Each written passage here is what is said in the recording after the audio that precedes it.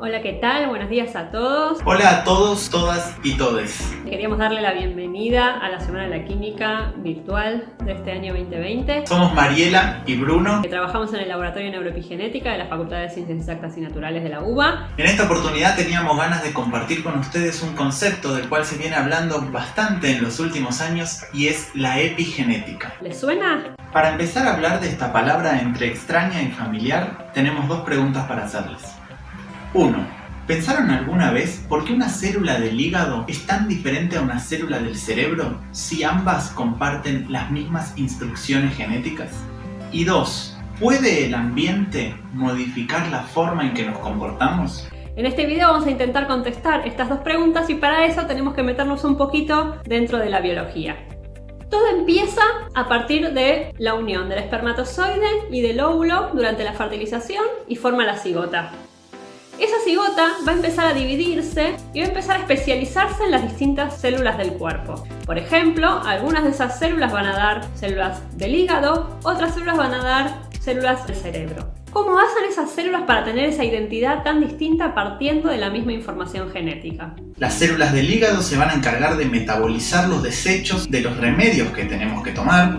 Las células del cerebro se conectan entre sí mediante impulsos eléctricos para generar la emoción que nos produce, por ejemplo, ver la película Coco. Y así, a medida que la cigota se divide y da muchas células hijas, las mismas empiezan a adquirir funciones que solo ellas pueden realizar. Y esta especificidad de función está dada en gran medida por el set de proteínas que componen esa célula. Entonces surge la pregunta, ¿cómo se generan las proteínas en la célula? Una de las moléculas complejas que tienen las células es el ADN, las siglas de ácido desoxirribonucleico. Esta larga cadena está formada por eslabones que abreviamos como A, C, T y G. Estas 4 letras se combinan de una manera particular, estableciendo una secuencia que tiene las instrucciones para la fabricación de las proteínas.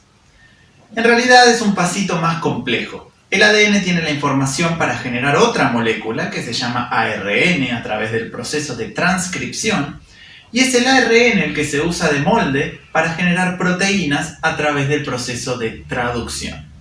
Ahora bien, ¿cómo hacen las células para cambiar su set de proteínas y así pertenecer al hígado, al cerebro o a algún otro tejido del cuerpo? La secuencia en el ADN que contiene la información para generar una determinada proteína se denomina gen. Según el tipo celular al cual pertenezca, la célula va a producir su propio set de proteínas encendiendo esos genes, mientras que los que no necesita van a quedar apagados. Esto se conoce con el nombre de regulación de la expresión genética. ¿Y cómo se produce esta regulación? La respuesta es a través de la epigenética. Cada gen es esas instrucciones que necesitan cada célula para producir una proteína.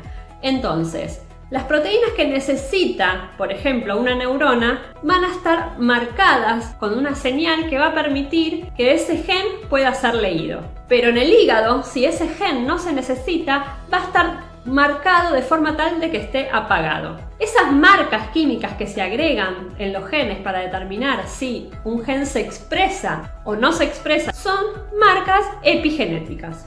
Pero entonces, ¿cómo hacen esas marcas epigenéticas para indicar que un gen se prenda o se apague? La molécula de ADN no se encuentra desnuda y lineal en el núcleo de las células, sino que se encuentra enrollada sobre unas proteínas particulares que se llaman histonas. De esta forma, los 2 metros de ADN que hay adentro de cada célula pueden entrar en el núcleo de una neurona que mide 10 micrones. 10 micrones es la centésima parte de 1 milímetro.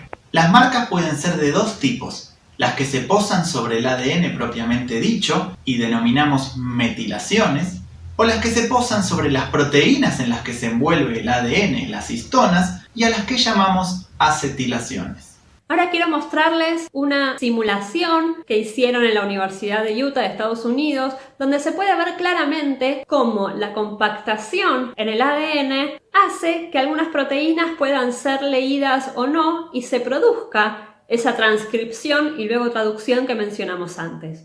Podemos mover el dial hacia un lado y hacia el otro y vamos a observar cómo aumenta la cantidad de una proteína o disminuye según el grado de compactación que tiene ese ADN y las marcas químicas que aparecen, que son esos redondelitos rojos y verdes que van apareciendo, desapareciendo a medida que compactamos el ADN. Imagínense que esa compactación es como si nosotros tuviéramos una página con un texto. Nosotros podemos leer ese texto si la página está estirada, pero ¿qué pasa si la arrugamos? ¿Podemos leer algo de lo que dice acá? No, ya no lo podemos leer. Eso es lo que producen las marcas químicas y que se pueda silenciar un gen que no se necesite en determinadas células. Entonces hasta acá podemos contestar nuestra primera pregunta. ¿Cómo hacen las células desde la misma información genética del ADN poder tener distintos tipos celulares? Eso es a través de las marcas epigenéticas que producen que un gen esté activado y se exprese o apagado y se silencie según lo que necesiten cada una de estas células. Antes de pasar a la segunda pregunta, un comentario importante. Si bien algunas marcas epigenéticas se mantienen relativamente estables durante toda la vida una vez que son adquiridas, como por ejemplo aquellas que determinan a qué tipo celular pertenece cada célula, otras marcas son reversibles. Es decir, que así como un gen las adquiere, también las puede perder. Esto sí nos lleva a nuestra segunda pregunta. ¿Puede el ambiente cambiar nuestro comportamiento? Los estímulos ambientales que recibimos día a día y los que hemos recibido durante todo nuestro desarrollo, ya sean las interacciones sociales, la exposición a la contaminación ambiental, nuestra dieta, etc., van y fueron moldeando la epigenética de nuestros genes. Y eso influye en varios de los comportamientos que adquirimos, como por ejemplo en cómo respondemos ante una situación de estrés. Veamos ahora un ejemplo de cómo el ambiente que nos rodea puede tener un impacto en la epigenética y en consecuencia en el comportamiento. Investigadores de Canadá trabajaron con ratas que naturalmente proveían a sus crías distintos grados de cuidado materno. Estaban las ratas que dispensaban un alto cuidado a las crías, las lamían, las acicalaban, les daban de mamar, etc. Y las que dispensaban un bajo cuidado y no se involucraban tanto en estas actividades. Resulta que las ratas hijas presentaban diferentes respuestas ante un estrés según el grupo de cuidado al que pertenecían.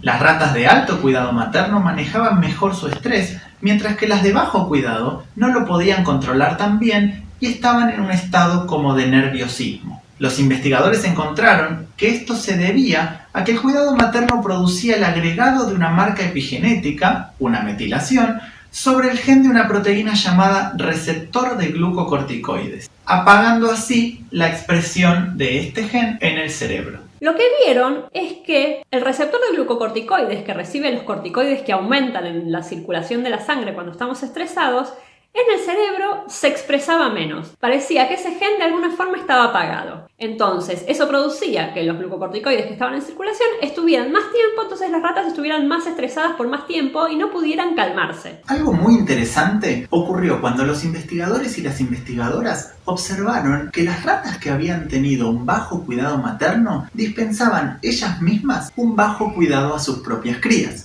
debido a ese estado de nerviosismo que tenían. Esto hacía que el comportamiento materno, alto o bajo, se heredara de generación en generación. Pero esta no era una herencia convencional como la que conocemos, relacionada con que el ADN es la molécula de la herencia y que porta las características que heredamos de nuestros progenitores. El cuidado a las crías parecía ser una característica que se heredaba a través del comportamiento materno. Hoy en día se están realizando estudios para evaluar si existe la herencia de las características adquiridas durante la vida, pero no a través del comportamiento materno, sino a través de las marcas epigenéticas, que como ahora sabemos, podemos pensarlas como el reflejo en las células de nuestras interacciones con el ambiente. Concluyendo, es importante que entendamos que los genes, o sea el ADN que nos viene dado, no determinan todas nuestras características, sino que muchas de ellas son el resultado de la interacción de esos genes con el ambiente por el que transitamos. Y la epigenética parece tener algo que decir en esa interacción. Esperemos que hayan aprendido algo de lo que es la epigenética.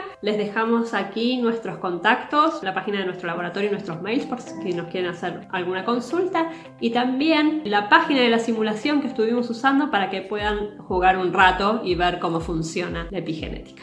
Adiós.